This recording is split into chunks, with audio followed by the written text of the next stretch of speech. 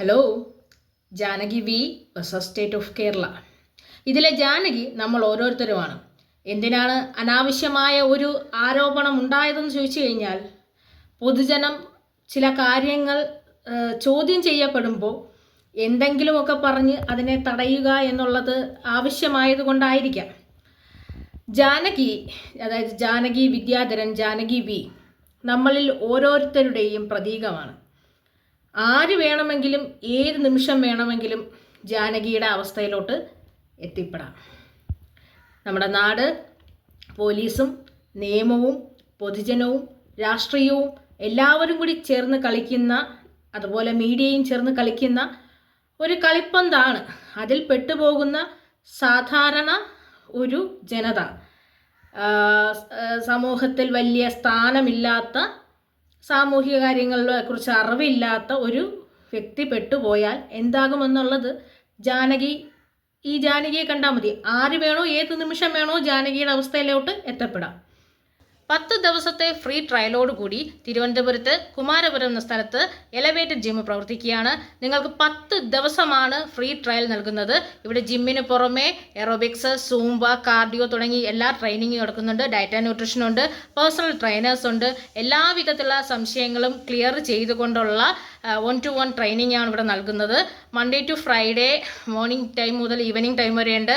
Sunday 7 to 11 ഉണ്ട്. അപ്പോൾ നിങ്ങൾക്ക് ഏതെങ്കിലും തരത്തിലുള്ള ഒരു ട്രെയിനറെ ആവശ്യമുണ്ട്, ഫിസിക്കൽ നീഡ്സിൻ്റെ ആവശ്യമുണ്ടെങ്കിൽ നിങ്ങൾക്ക് ഈ ജിമ്മുമായിട്ട് കോൺടാക്ട് ചെയ്യാം. നിങ്ങൾക്ക് 10 ദിവസത്തെ ഫ്രീ ട്രയൽ എടുത്തതിന് ശേഷം നിങ്ങൾ ഈ ജിമ്മ് നിങ്ങളെ ഫേവർ ചെയ്യുന്നുണ്ടെങ്കിൽ നിങ്ങൾക്കത് കണ്ടിന്യൂ ചെയ്തു പോകാം. അങ്ങനെ ഒരു ഏറ്റവും നല്ലൊരു ഓഫറാണ് ഈ ജിമ്മ് നിങ്ങൾക്ക് തരുന്നത്.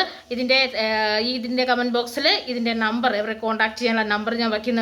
ഈ നമ്പർ നിങ്ങൾക്ക് വിളിച്ച് അവരെ ചെന്ന് കണ്ട് ഇവിടുത്തെ എല്ലാ സെഷൻസും മനസ്സിലാക്കിയതിന് ശേഷം നിങ്ങൾക്ക് അഡ്മിഷൻ എടുക്കാം. എല്ലാ ഫെസിലിറ്റീസും, യോഗ ഉൾപ്പെടെയുള്ള എല്ലാ ഫെസിലിറ്റീസും ഈ ജിമ്മ് നിങ്ങൾക്ക് നൽകുന്നുണ്ട്. എത്രയോ നാളുകൾക്ക് ശേഷം തിയേറ്ററിൽ കണ്ട സുരേഷ് ഗോപി വക്കീൽ വേഷത്തിൽ കണ്ടു. അദ്ദേഹത്തിനെ പോലെ ഈ ഒരു വേഷം ചെയ്യാൻ മലയാള സിനിമയിൽ മറ്റൊരു ആളില്ല. ആ കോട്ടൊക്കെ ഇട്ട് കറക്റ്റായിട്ട് കയറി വരുമ്പം മറ്റൊന്നും നമ്മുടെ മുമ്പിൽ കാണാൻ പറ്റില്ല. അത്രയും പെർഫെക്റ്റ് ആയ ഒരു ക്യാരക്ടറായിരുന്നു. അതുപോലെ ജാനകിയുടെ വേഷം കൈകാര്യം ചെയ്ത അനുപമ പരമേശ്വരൻ, വക്കീൽ വേഷങ്ങളിലെത്തിയവരെ മാധവ് സുരേഷ്, എല്ലാവരും തന്നെ ഈ ചിത്രം ഗംഭീരമാക്കിയിട്ടുണ്ട്. ചിത്രത്തിൽ നമ്മൾ ആ ചിത്രം കാണുമ്പം ചിത്രത്തിൻ്റെ ക്യാരക്ടറുകളല്ല, ഈ ചിത്രത്തിനെ സൃഷ്ടിച്ച സൃഷ്ടാവ് എന്തു മനോഹരമായിട്ടാണ് ഓരോ ക്യാരക്ടറുകളെയും സൃഷ്ടിച്ച് നമ്മുടെ മുമ്പിലേക്ക് എത്തിച്ചത്.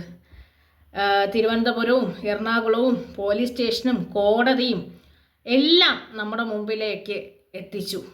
നമ്മൾ ആ അവസ്ഥയിൽ പെട്ടുപോയാൽ എന്താകും എന്നൊരു ചോദ്യമാണ് ചിത്രം തുടങ്ങുന്നത് മുതൽ അവസാനിക്കുന്നത് വരെയും നമ്മളെ ഭരിക്കുന്നത്. ഇതിലെ ജാനകി ഞാനായിപ്പോയാൽ, അല്ലെങ്കിൽ ജാനകിയുടെ കൂടെയുള്ളവരായി ഒരാളായി ഞാൻ മാറിപ്പോയാൽ എനിക്ക് എന്തെങ്കിലും ചെയ്യാൻ കഴിയുമോ എന്ന ചോദ്യത്തിൻ്റെ പരിപൂർണമായ ഉത്തരമാണ് ഈ സിനിമ. ഒന്നും ചെയ്യാൻ കഴിയില്ല. ഒന്നും ചെയ്യാനുള്ള അറിവ് നമുക്കില്ല. എങ്ങനെ ആ അറിവ് നേടണമെന്നും ഈ ചിത്രം പറഞ്ഞു തരുന്നുണ്ട്. എന്തൊക്കെയാണ് നമ്മൾ പഠിക്കേണ്ടത്, എന്തൊക്കെയാണ് നമ്മൾ വേണ്ടാതെ പഠിച്ചു വച്ചിരിക്കുന്നത് എന്നെല്ലാം ചിത്രം നന്നായി പറഞ്ഞു തരുന്നുണ്ട്.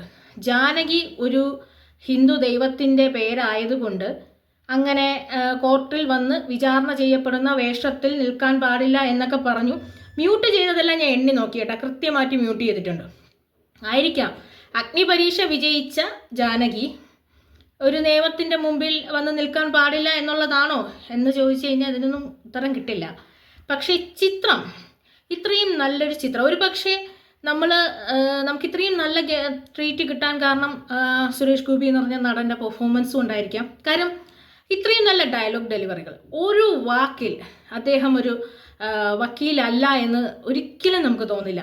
അത്ര ഗംഭീരമായി ആ ഡയലോഗുകൾ പറയുന്നതും മറ്റുള്ളവരുടെ മനസ്സിനെ പിടിച്ചുലർത്തുന്ന രീതിയിൽ കാര്യങ്ങൾ സംസാരിക്കുന്നതും എല്ലാം വളരെ വളരെ നല്ല രീതിയിലാണ് എത്തിക്കുന്നത്. അതായത് ഒരു സംവിധായകൻ അല്ലെങ്കിൽ ഒരു തിരക്കഥാകൃത്ത് എന്തെല്ലാം മനസ്സിൽ കണ്ടുകൊണ്ടാണോ ഒരു ചിത്രം തയ്യാറാക്കുന്നത്, അതുപോലെ തന്നെ ചിത്രം തയ്യാറാക്കി അതിലെ എല്ലാം പാട്ടുകളായാലും ശരി, അതിൻ്റെ മറ്റ് അഭിനയിച്ച പോലീസ് വേഷം ചെയ്ത ബൈചേട്ടനായാലും ശരി, മറ്റു ഓരോ വേഷങ്ങളിൽ വരുന്നവരും നമുക്ക് അവിടെ ആ വ്യക്തികളെ അല്ല കാണാൻ പറ്റുന്നത്. നമ്മുടെ ഈ ഒരു സിസ്റ്റം, നമ്മുടെ സൊസൈറ്റി നമ്മളോട് ഇങ്ങനെയൊക്കെ തന്നെയാണ് ട്രീറ്റ് ചെയ്യുന്നത്. കാര്യം ഒരു അറിവില്ലാത്ത വ്യക്തിക്ക് ഒരു പ്രശ്നം, നമ്മൾ സാധാരണ ജീവിതം ജീവിച്ചുകൊണ്ടിരിക്കുന്ന ഒരു വ്യക്തിയുടെ ജീവിതത്തിൽ ഒരു പ്രശ്നം വന്നു കഴിഞ്ഞാൽ നമ്മളെല്ലാവരും ഇതേ അവസ്ഥയിലെത്തും. ഇതിലെ ജാനകി മാത്രമല്ല, ഇതിലെ ഓരോരോ ക്യാരക്ടറുകൾ, ഇതിലാരായാലും നമ്മുടെ അവസ്ഥ ഇത് തന്നെയായിരിക്കും. കാരണം നമ്മൾ പൊതുജനമാണ്, നമുക്ക് അറിവില്ലാത്ത ജനങ്ങളാണ്. നമ്മൾ രാഷ്ട്രീയക്കാരൻ്റെ, അതുപോലെ തന്നെ നിയമപാലകരുടെ, നീതിപാലകരുടെ, മാധ്യമങ്ങളുടെ എല്ലാവരുടെയും ഇടയിൽപ്പെട്ട് പിന്നെ ഈ പറഞ്ഞതുപോലെ കണ്ണുകളെക്കാട്ടിയും കൂടുതൽ കാതുകളെ വിശ്വസിക്കുന്ന ഈ ലോകത്ത് തീർച്ചയായിട്ടും ഇത് സത്യം തന്നെയാണ്. കണ്ണുകളെ അല്ല ഇപ്പം 90% ആൾക്കാർ, അല്ല 99 അല്ല 100% പേർക്കും കണ്ടതല്ല സത്യം, കേൾക്കുന്നതാണ് സത്യം, ആരോ പറഞ്ഞു കൊടുക്കുന്നതാണ് സത്യം. ആ സത്യത്തെ വിശ്വസിച്ച് അവരുടേതായ രീതിയിൽ ഇൻ്റർപ്രിട്ടേഷൻ ചെയ്ത് ആ കഥ ഇറക്കുമ്പം സത്യമല്ലാതായി പോവും. ഇതിൽ പെട്ടുപോകുന്നത് ഇതിനെക്കുറിച്ച് അറിവില്ലാത്തൊരു സാധാരണ ജനതയാണ്. പിന്നെ ഈ സൊസൈറ്റിയിൽ ജീവിക്കണമെങ്കിൽ എത്രത്തോളം അവയർനെസ് വേണം, ഏതൊക്കെ കാര്യങ്ങളിൽ അപകടം പതിയിരിക്കുന്നു എന്നുള്ളതും ഈ ചിത്രം നന്നായിട്ട് പറയുന്നുണ്ട്. നമ്മുടെ ലേലം കാണുമ്പോൾ ചാക്കോച്ചിയെ കണ്ടതുപോലെ, ഭരചന്ദ്രൻ IPSനെ കണ്ടതുപോലെ, പിന്നെ പല പല ക്യാരക്ടറിൽ നമ്മൾ കണ്ട പത്രപ്രവർത്തകനെയും പോലീസുകാരനെയും വക്കീലിനെയും എല്ലാവരെയും അന്ന് നമ്മൾ എങ്ങനെ കണ്ടോ അതുപോലെ പുതിയൊരു ഡേവിഡ് അവിടെ ജനിക്കുകയായിരുന്നു. എഴുത്തുകാരൻ ഇത്രയും നല്ല രീതിയിൽ അദ്ദേഹത്തിനെ എത്തിച്ചു എന്നുള്ളതാണ്. കാരണം ഒരു ഇത്രയും നല്ലൊരു ക്യാരക്ടർ ചെയ്യണമെങ്കിൽ ഇതുപോലൊരു വ്യക്തി തന്നെ വേണം.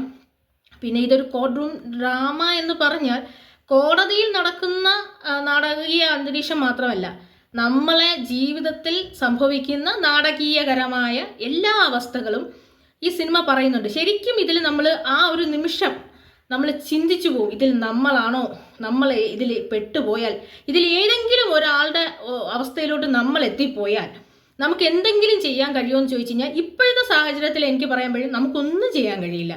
നമ്മളെ ഇതുപോലെ ആര് വരും സഹായിക്കാൻ, അല്ലെങ്കിൽ ആരൊക്കെ നമ്മൾ ഫേസ് ചെയ്യേണ്ടി വരും എന്നുള്ളതൊക്കെ നമ്മൾ ആ നിമിഷം ചിന്തിച്ചു പോകും. ചിത്രത്തിൻ്റെ മേക്കിംഗ് എന്ന് പറഞ്ഞാൽ ഗംഭീര മേക്കിംഗ് ഉള്ള ചിത്രം. ഇതിൽ നമുക്ക് നീതിപാലകനെയും നിയമപാലകനെയും മാധ്യമത്തിനെയും മാധ്യമ സിൻഡിക്കേറ്റുകളെ എല്ലാം കാണാൻ കഴിയുന്നുണ്ട്. എന്താ പറയുക, ഒരു ഇരട്ടത്താപ്പെന്ന് പറയുമ്പോൾ മൾട്ടി താപ്പെന്ന് പറയുന്നുണ്ട്. ശരിക്കും സത്യമാണ്. ഇതിലൊരു സത്യം നമുക്ക് പറഞ്ഞു തരേണ്ടവരൊന്നും ഇപ്പോൾ സത്യത്വമല്ല പറയുന്നത്. അവരുടേതായ വിശ്വാസങ്ങൾക്ക് അടിസ്ഥാനമാക്കി അവരുടെ ചുറ്റും നിൽക്കുന്നവരെ സംരക്ഷിച്ചു കൊണ്ടുള്ള ഒരു സമ്മറി മാത്രമാണ് പല വിഷയങ്ങളെക്കുറിച്ച് ചോദിച്ചാലും കിട്ടുന്നത്. അതുപോലെ തന്നെ പുതിയ വാർത്തകൾ വരുമ്പോൾ പഴയ വാർത്തകളെ തള്ളുക, അല്ലെങ്കിൽ ഏതെങ്കിലും ഒരു വാർത്ത പുറത്തു വരാതിരിക്കാൻ വേണ്ടി മാത്രം കേവലം ഒരു വാർത്തയെ അങ്ങനെ കൊണ്ടുപോകുക, ഇതെല്ലാം കാണിച്ചിരുന്നുണ്ട്. ഇപ്പം നമ്മളെ ഇന്നത്തെ കേരളം അല്ലെങ്കിൽ ഇന്നത്തെ നാട്ടിൽ നടക്കുന്ന എല്ലാ കാര്യങ്ങളും കൃത്യമായ രീതിയിൽ ചേർന്ന് വന്നൊരു cinema. Janaki Vidyadharan versus state of Kerala കൃത്യമായി നീതി പുലർത്തിയിട്ടുണ്ട്. കാണാൻ പറ്റിയ നല്ല ഒന്നാന്തരം ഒരു ചിത്രം, ഒന്നാന്തരം സുരേഷ് ഗോപി ചിത്രം എന്ന് തന്നെ പറയാം. സുരേഷ് ഗോപി ചിത്രം എന്ന് തന്നെ പറയണം. കാരണം അദ്ദേഹം തന്നെയാണ് അവിടെ നിറഞ്ഞ പെർഫോമൻസ് കാണിച്ചത്. ഇത്രയും നല്ല ഡയലോഗുകൾ പറയുമ്പോൾ എത്ര കാലത്തിന് ശേഷമാണ് നമുക്ക് ഇങ്ങനെ ഒരു സിനിമ സമൂഹത്തെ ചോദ്യം ചെയ്യുന്നത്. ഈ നമ്മുടെ സമൂഹത്തെ ചോദ്യം ചെയ്യുന്ന ഒരു സിനിമ എത്ര കാലത്തിന് ശേഷമാണ് നമ്മളെ തേടി വരുന്നത്. ആ ഒരു കാര്യത്തിൽ പൂർണ്ണമായും നീതി പുലർത്തിയ നല്ല ഒന്നാം തരം ഒരു കിടിലം ചിത്രം. ഇതൊരു രാഷ്ട്രീയ സിനിമ മാത്രമാക്കേണ്ട, പോലീസ് സിനിമയല്ല, നിയമപാലകർക്കുള്ള സിനിമയല്ല, നീതിപാലകർക്കുള്ള സിനിമയല്ല, മാധ്യമങ്ങൾക്കുള്ള സിനിമയല്ല. ഇത് പൊതുജനങ്ങൾക്കുള്ള സിനിമയാണ്. പൊതുജനങ്ങൾക്ക് വേണ്ടി, അത് നമ്മളെപ്പോലുള്ള സാധാരണ ചിന്താഗതിയുള്ള മനുഷ്യർക്ക് വേണ്ടിയുള്ള ഒരു നല്ല എന്താണ് ക്ലിയറായിട്ട് എല്ലാ കാര്യങ്ങളും പറഞ്ഞു തരുന്ന കിടിലം സിനിമ. മസ്റ്റ് വാച്ച് ആയിട്ട്.